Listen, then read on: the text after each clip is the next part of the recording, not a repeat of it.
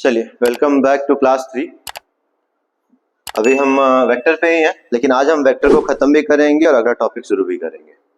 ठीक है, क्योंकि हमें काफ़ी तेज आगे बढ़ना है और समय बहुत कम है।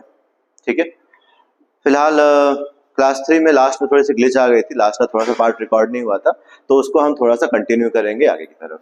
चलो बात करते हैं वेक्टर की।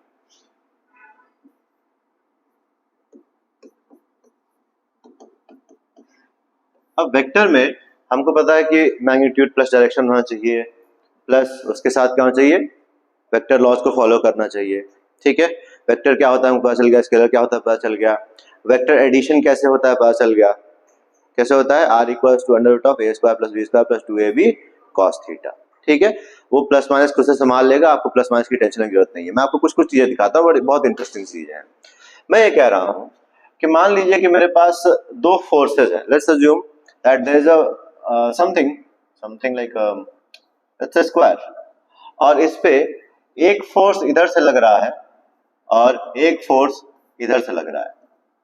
दोनों फोर्स का जो मैग्नीट्यूड है वो सेम है, तो नेट फोर्स कितना लगेगा इस पे? आप सोच के बताओ। एक बॉक्स है, उसको दो तरफ से दबाया जा रहा हो तो क्या वो मूव करेगा? तो क्या उस पर कोई फोर्स लग रहा है? नेट फोर्स कितना लग रहा है? जीरो लग रहा है। देखिए, इसको वेक्टर से प्रूव कर सकते हैं। फोर्स क्या है, वेक्टर क्वांटिटी है नहीं है? तो बताइए कि मैं ये कह रहा हूं कि force is a vector quantity, then F net should be equals to under root of F square plus F square plus 2f cos theta. Okay, under root of F square plus 2, इसको भी F square लिख सकते हैं, F square cos theta. तो ये दोनों opposite direction में है, दोनों के बीच का एंगल कितना है?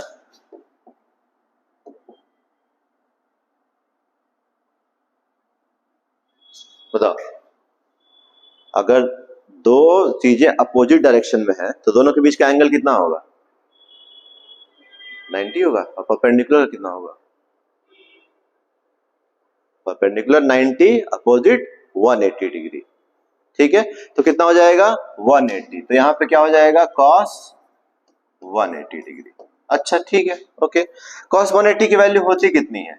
लिख सकते हैं यहाँ पे cos 90 प्लस 90। ये देखो, बहुत सिंपलिक वे में मैं आपको बता रहा हूं। क्यों? क्योंकि एकदम बेसिक से आपको करना है आगे चल के। ठीक है, चल मैं यहाँ कह रहा हूँ cos 90 प्लस 90 क्या होगा? sin 90। और एक और इंपॉर्टेंट बात, ये 180 जो है सेकंड क्वाड्रेंट में है, तो यहाँ आ जाएगा आपका माइनस। तो माइनस sin 90 की वैल्यू कितनी होती है? 1 होती है। तो यहाँ हो जाएगा क्या? -1। -1। चलो ये हो गया -1। अब देखो जरा, बहुत इंटरेस्टिंग सी बात मैं बता रहा हूं। ये हो जाता है F net equals to under root of, ये देखो ये भी F square plus F square है, ये हो जाएगा 2f square minus 2f square. क्यों माइनस 2f स्क्वायर? यहाँ पे -1 रखेंगे, माइनस यहाँ चला जाएगा, 1 मल्टीप्लाई होगा, तो f square minus 2f square minus 2f square कितना हो गया? 0। क्या हो गया? 0। ये हो गया 0। तो ये हो जाएगा एफ नेट की वैल्यू कितनी हो जाएगी? 0। Mathematically prove. हमें ये चेक नहीं करना है कि हमें ऐड करना है या सब्ट्रैक्ट करना है इस लेवल पे। आप 11 12 में होते तो आपको जरूर मैं सिखाता कि ऐड कैसे करते, सब्ट्रैक्ट करते। अभी आपको अभी ये बेसिक है, ये क्वेश्चन नहीं आएगा, इसके बेसिस पे क्वेश्चन आएगा। ठीक है, तो क्वेश्चन तक पहुंचने के लिए हम अभी बेसिक समझ रहे हैं बस। चलिए moving on to the next problem. So what I'm saying is, again, if there is again this box and इस टाइम पे दो फोर्स सेम डायरेक्शन में लग रहे हैं, दोनों की वैल्यू F है, तो क्या होगा? F नेट की वैल्यू हो जाएगी equals to under root of F square plus 2FF cos कितना? 0 डिग्री। दोनों सेम डायरेक्शन में है। cos 0 की वैल्यू कितनी होती है? 1 होती है। cos 90 की वैल्यू 0 होती है। तो ये हो जाएगा under root of 2f square plus 2f square, यानी कितना हो जाएगा under root of 4f square. अब 4 का रूट होगा 2 और f स्क्वायर का रूट होगा f, तो f नेट की वैल्यू कितनी आ गई 2। और कॉमन सेंस की बात है कि दो फोर्स किसी चीज को सेम डायरेक्शन में पुश कर रहे हैं तो दो गुना फोर्स तो लगेगा ही। आया कि नहीं समझ में? अगर यही फोर्स थर्ड एग्जांपल में 90 डिग्री पे होता, एक फोर्स यहाँ पे है और एक फोर्स यहाँ पे है, तो this will become F net equals to under root of F square, I am sorry,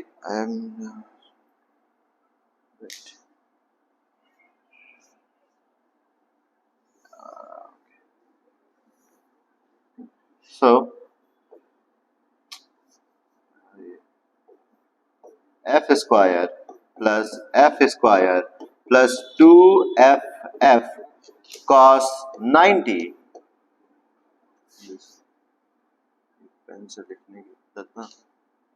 cos 90 and this will become in under root।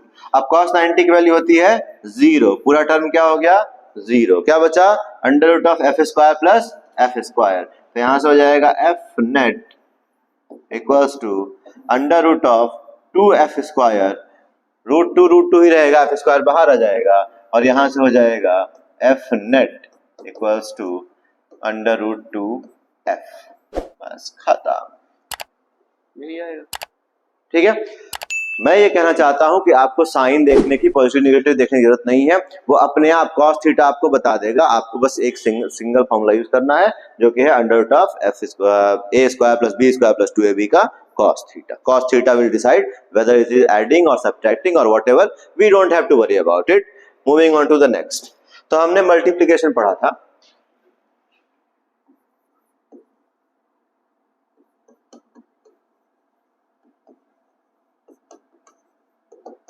Multiplication में हमने पढ़ा था स्केलर मल्टीप्लिकेशन, जिसको हम बोलते हैं डॉट प्रोडक्ट। डॉट प्रोडक्ट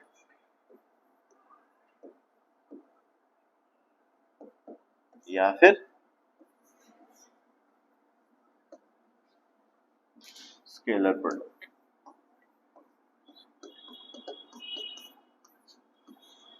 अब ये डॉट या स्केलर प्रोडक्ट जो है, इसमें होता क्या है, दो वेक्टर्स का ऐसा मल्टीप्लिकेशन जो रिजल्टेंट को स्केलर बना देता है, उसको हम बोलते हैं स्केलर प्रोडक्ट। ठीक है, तो इसमें हमने देखा था क्या होता है, a dot b equals to mod a times mod b का cos थीटा। ये मॉड क्या होता है, मॉड का मतलब होता है मैग्नीट्यूड। जैसे कि मैं आपको बोलूं कि x equals to 5 times of i cap, okay, so what is the magnitude of x? That is 5. This is magnitude and this is what? This is direction। मतलब जो हमारा x है वो x एक्सिस में 5 यूनिट तक गया है, तो 5 किलोमीटर है 5 मीटर है, वो हमको डिसाइड करने की जरूरत नहीं है। ठीक है, लेकिन हम ये बता सकते हैं इससे कि ये 5 जो है ये क्या है, मैग्नीट्यूड है। तो हम लिखेंगे, अगर लिखना होगा मॉड ऑफ x, तो we will write it as 5. But what if there is something that is written like that x equals to 2i cap plus j cap plus 2k cap?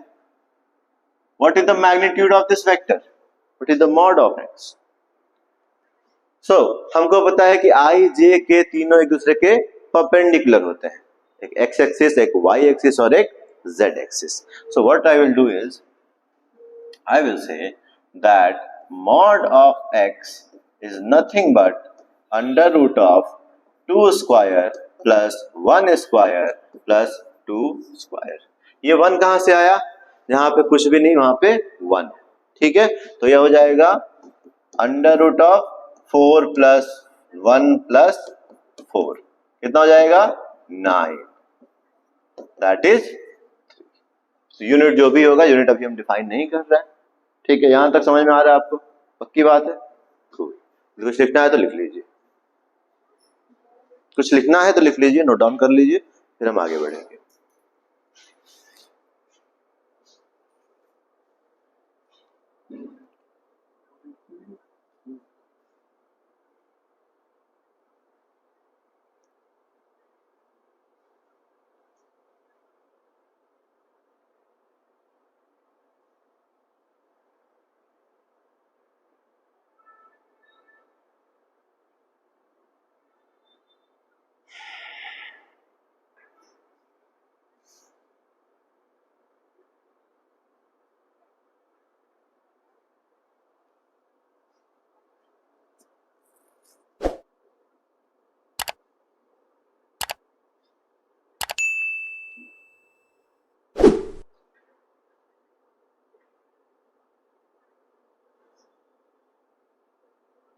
Okay ठीक है, आगे बढ़ते हैं।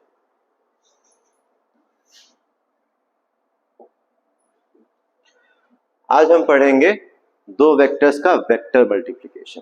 This is very important और ये काफी different है, ठीक है, पहले से, तो इस पर ध्यान दीजिएगा।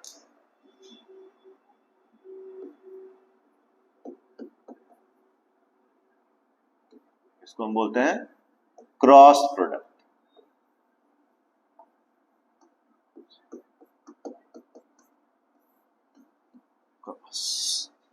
ठीक है, पहला वाला क्या था, डॉट प्रोडक्ट, अभी है क्रॉस प्रोडक्ट। तो what we do is we take A cross B and this is nothing but mod of A times mod of B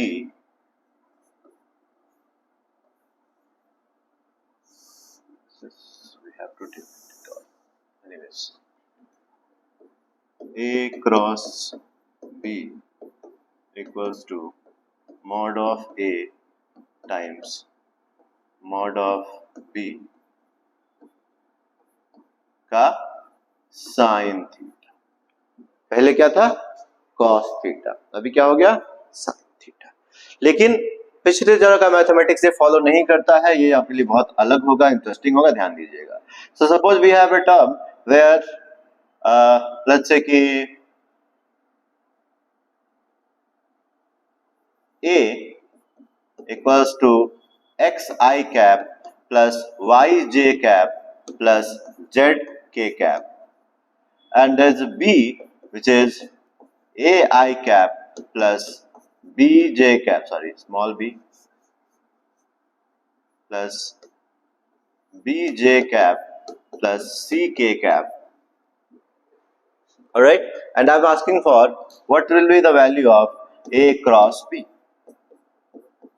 usual जो टर्म होता है वो ऐसा ही होता है कि we will multiply something like this plus Y J cap plus Z K cap cross A I cap plus B J cap plus C K cap. तो ये जनरल नोटेशन होता है हमारा। फिर हम क्या करते हैं, इसको इन तीनों से मल्टीप्लाई करेंगे, फिर इसको इन तीनों से, फिर इसको इन तीनों से मल्टीप्लाई करेंगे। लेकिन फिर यहाँ पे कुछ चीजें आती हैं जो हमारे समझने के लिए बहुत ही इंपॉर्टेंट है, जो कि यहाँ पे हम फॉलो अप करेंगे। तो क्या होता है कि अगर हम A क्रॉस B करते हैं तो ये होता है mod of A times mod of B का साइन थीटा। सिमिलरली अगर हम I क्रॉस I कर रहे हैं तो ये हो जाएगा mod of I times mod of I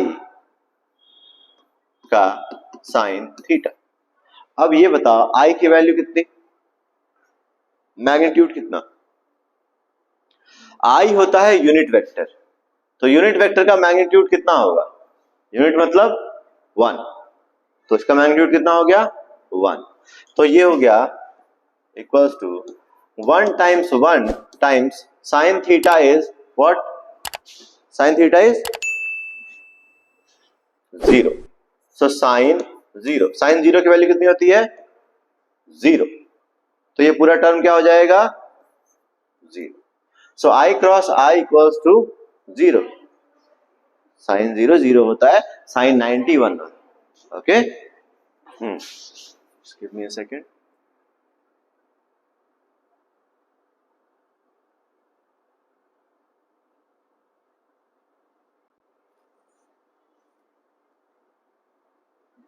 ठीक है, तो I क्रॉस I 0 हो गया, तो J क्रॉस J भी क्या होगा, 0 होगा, और K क्रॉस K भी क्या होगा, K क्रॉस K 0 होगा।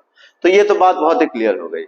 लेकिन अगर मैं आपसे बोलूं कि I क्रॉस J ये 1 हो जाएगा, तो ये गलत है। पिछली बार हो रहा था, पिछली बार I डॉट I 1 हो रहा था, J डॉट J 1 हो रहा था, K डॉट K 1 हो रहा था। यहां पे भी टेक्निकली होना चाहिए, लेकिन ऐसा नहीं है। ये है वेक्टर मल्टीप्लिकेशन, तो इसका जो रिजल्टेंट होता है वो उन दोनों वेक्टर्स के परपेंडिकुलर होता है। एक इसको नोट डाउन करके लिख लीजिए, हेडिंग डाल लीजिए वेक्टर या क्रॉस प्रोडक्ट, उसके अंदर एक लाइन लिख लीजिए।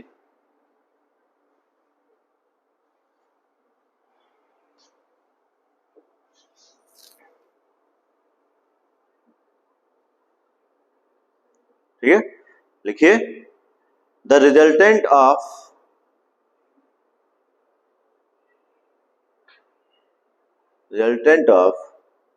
vector product of two vectors is perpendicular to both vectors, is perpendicular to both vectors।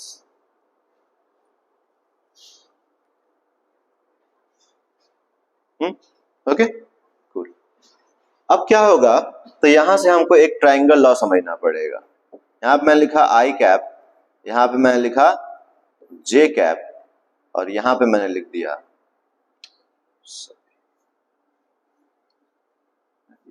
खराब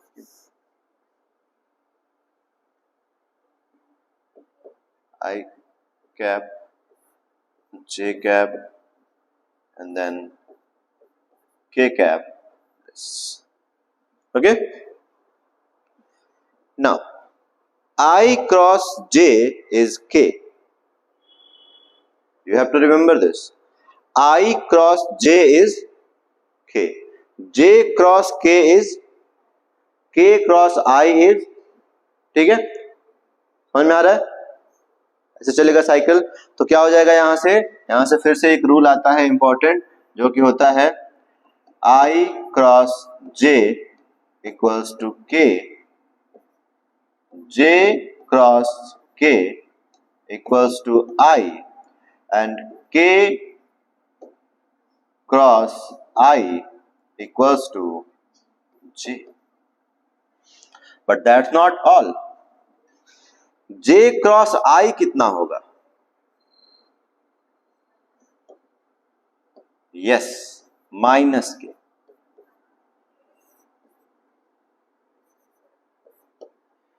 तो जब हम अपोजिट एंटी क्लॉक जाएंगे तो J क्रॉस I क्या हो जाता है, माइनस के। इसको मिटा भी नहीं सकता, ये पता नहीं कैसे मिटेगा। एनीवेज, या फिर I क्रॉस K क्या हो जाता है, माइनस J। कौन सा बचा,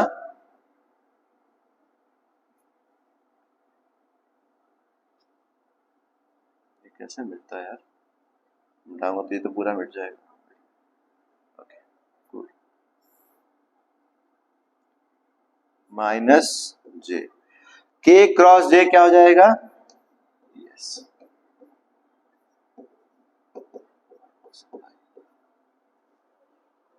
ठीक है। अब ये जो है, ये पूरी इंफॉर्मेशन आपको नोट करनी है, बहुत ही इंपॉर्टेंट है। इनफैक्ट आप पूरा ही नोट करिए। पहले आप एक काम करिए, पहले आप ये इंफॉर्मेशन, क्योंकि ये बेसिक रूल्स है, इसको नोट करिए, फिर हम अभी इसको कंटिन्यू करेंगे इधर से, ठीक है।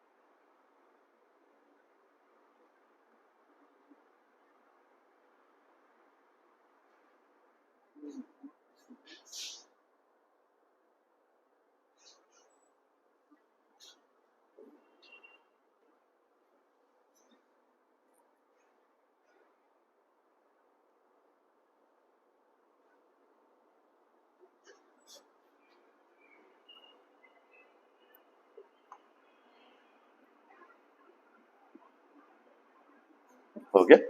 चलिए इसको मैं इरेज करूंगा इस साइड से और हम इसमें आगे बढ़ेंगे।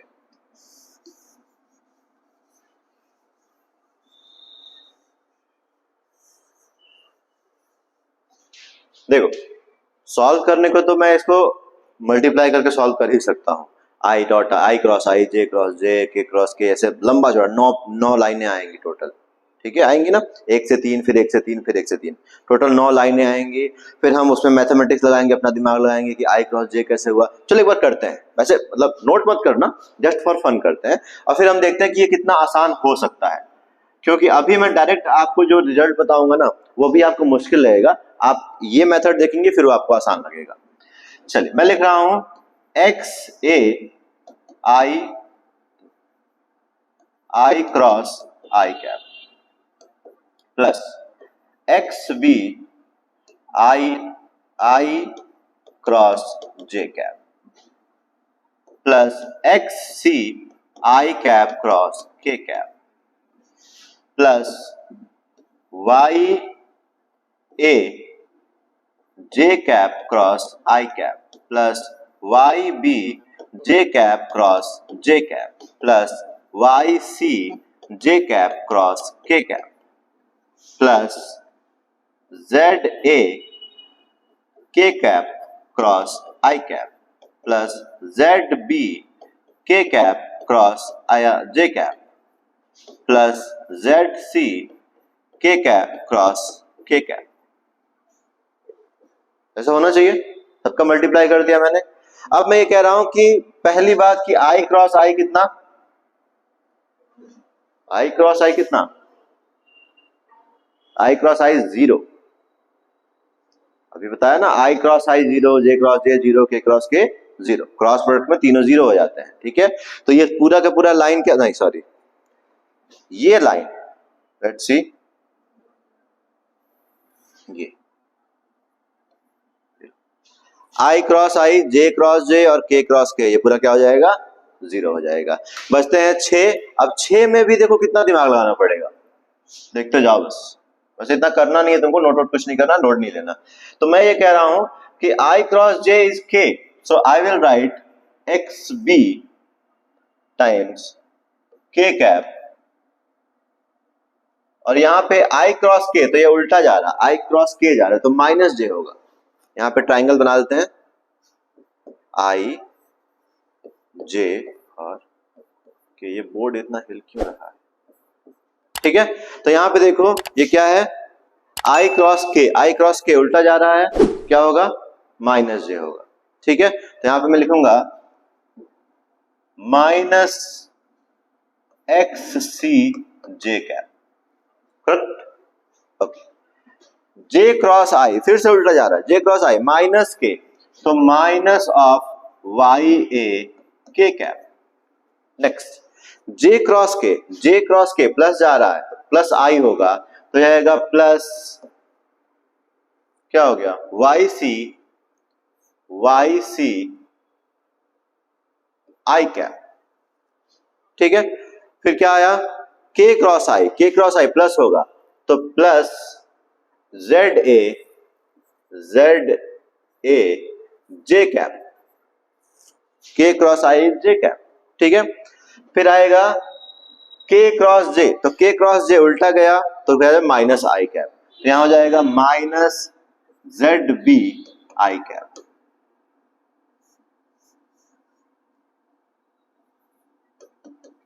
अब तुम देखो तो इसमें 3 आई 3 जे और 3 के दिखेंगे। ठीक है, आई जे और के, 3 में से 3 6। ठीक है, अब इसमें से क्या है, पेयर में है, 3 आई कह रहा हूं, 2 आई 2 जे और 2 के दिखेंगे। इसमें से एक एक प्लस में है, एक एक माइनस में है, तो हम यहां पे क्या करेंगे, प्लस को पहले लिखेंगे, माइनस को बाद में लिखेंगे। तो I can write as Y C minus Z B का आई कैप प्लस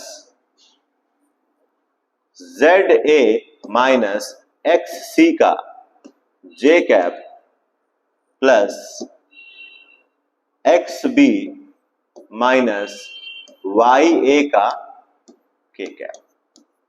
ठीक है, this is your answer. Now just write this answer ठीक है, ये क्वेश्चन लिख लो, यहां तक ये क्वेश्चन लिखो और फिर सिर्फ ये आंसर लिख लो ताकि हम बाद में प्रूव कर पाए कि दूसरे मेथड से हमारा आंसर सही आया है।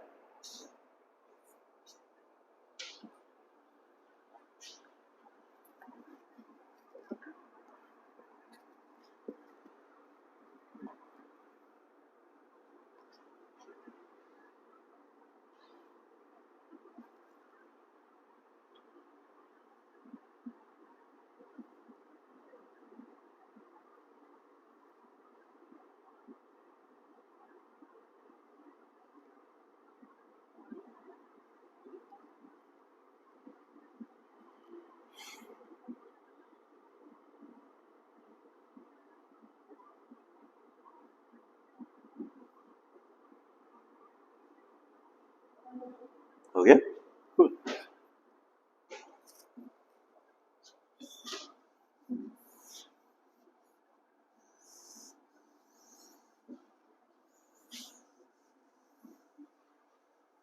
Now let's see what is the right way.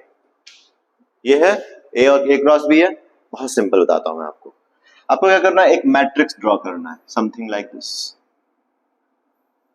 Now you have to write I cap, J cap and K cap. इसके ऊपर लिखना है प्लस माइनस प्लस। फिर A क्रॉस B है तो आपको A वाला टर्म पहले लिखना है, यानी कि X, Y एंड Z। फिर B वाला A, B एंड C। ठीक है, ठीक है, यहां तक कोई दिक्कत? कूल। अब मैं ये कह रहा हूं कि आपको क्या करना है, ध्यान दीजिएगा। यहां पे लिखिए R यानी कि resultant vector equals to, and imagine this, आपको I कैप लिख लेना है, यहां पे ब्रैकेट बनाना है और फिर जिस रो और जिस कॉलम में I है उसको भूल जाना है। ठीक है, बचे ये चार, कोई दिक्कत? ये चार में से आपको क्या करना है, लेफ्ट अप से शुरू करना है दिस, एंड देन इधर जाना है माइनस दिस, अब दिस माइनस दिस, तो क्या हो जाएगा, YC minus BZ। Absolutely. Plus के बाद माइनस आया है, यहां माइनस J कैप।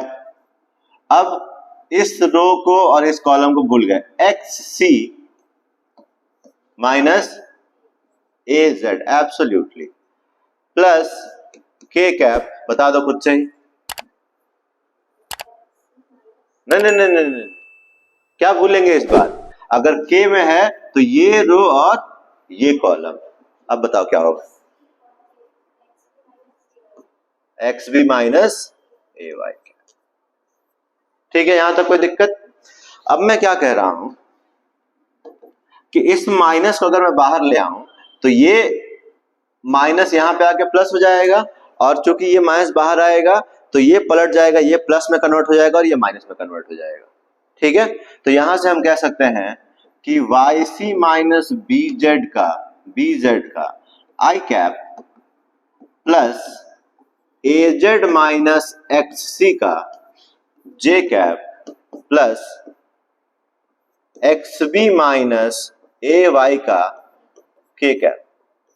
ये चलो पिछला आंसर मिलाओ जरा, यही है क्या?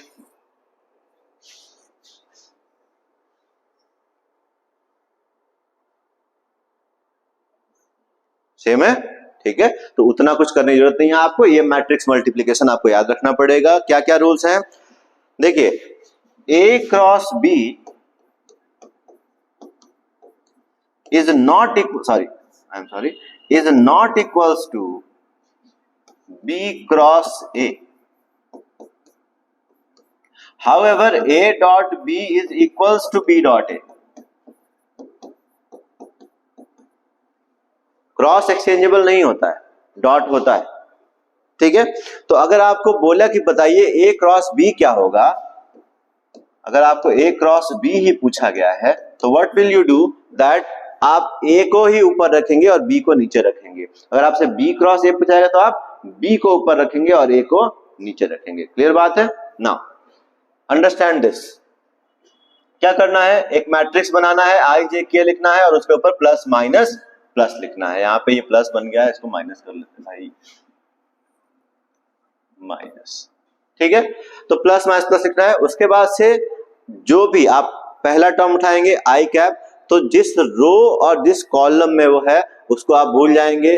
4 टर्म बचेंगे, अपर लेफ्ट से एक टर्म बनेगा और लोअर लेफ्ट से दूसरा टर्म बनेगा।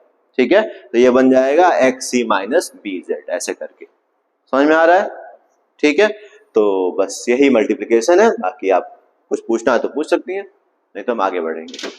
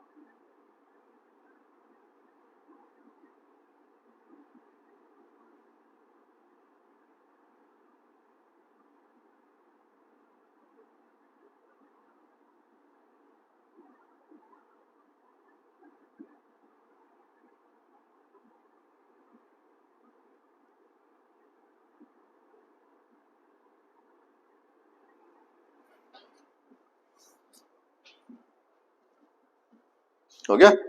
समझ में आ रहा है? ठीक है, हाँ ठीक है। आपको बहुत कुछ रिकॉल होगा क्योंकि आपने तैयारी करी है ना पहले, तो आपको रिकॉल बहुत कुछ होगा, बस उसको पकड़ बना के रखना है। देखो, पढ़ाने को भी वेक्टर में बहुत कुछ है पढ़ाने को, ऑनेस्टली बताऊं तो वेक्टर की ही क्लासेस 2-2 वीक चलती हैं। ठीक है, लेकिन प्रॉब्लम ये है कि मुझे 2 साल सिलेबस कवर करना है और मुश्किल से मैं 40-50 क्लासेज मैक्सिमम लूंगा पूरा थ्रू आउट, जितना भी मैं पढ़ाऊंगा उसमें। ठीक है, तो इतने मुझे पूरा सिलेबस कवर करना है, और चूंकि मुझे ऐसे स्टूडेंट को पढ़ाना है जिसको बेसिकली फिजिक्स से कोई लेना देना नहीं रहा है पिछले 3-4 साल से, राइट, तो थोड़ा सा मैं उसको स्लो डाउन करूंगा, उसको कट करूंगा। ठीक है, तो अभी वेक्टर में हालांकि काफी कुछ है, लेकिन फिलहाल के लिए हम वेक्टर को यहीं रोकेंगे। जैसे जैसे हम चैप्टर में आगे बढ़ेंगे और कुछ मैथमेटिकल फॉर्मूले आएंगे, कुछ ऐसे फिजिकल क्वेश्चन ऐसे आएंगे जिसमें हमें वेक्टर लगाना पड़ेगा, तो वहां पे थोड़ी बहुत एक्स्ट्रा प्रॉपर्टीज मैं एक्सप्लेन कर दूंगा उसकी। ठीक है, अब हम हालांकि अभी कुछ और चीजें पढ़ने के लिए है, लेकिन हम सीधा फिजिक्स पे चलेंगे और सीधा हम शुरू करेंगे यूनिट एंड डायमेंशन से। ठीक है, इसके पहले एक छोटा सा ब्रेक लेंगे और इसके बाद से हम सीधा शुरू करेंगे यूनिट एंड डायमेंशन से। आज यूनिट एंड डायमेंशन पूरी तरह से खत्म करेंगे और उसके बाद से होपफुली हम फर्स्ट लॉज ऑफ मोशन भी कह रहा हूँ, काइनेमेटिक्स भी हम शुरू करेंगे आज प्रॉबेबली। ठीक है, तो अभी के लिए 10 मिनट का ब्रेक लेते हैं, फिर कंटिन्यू करेंगे।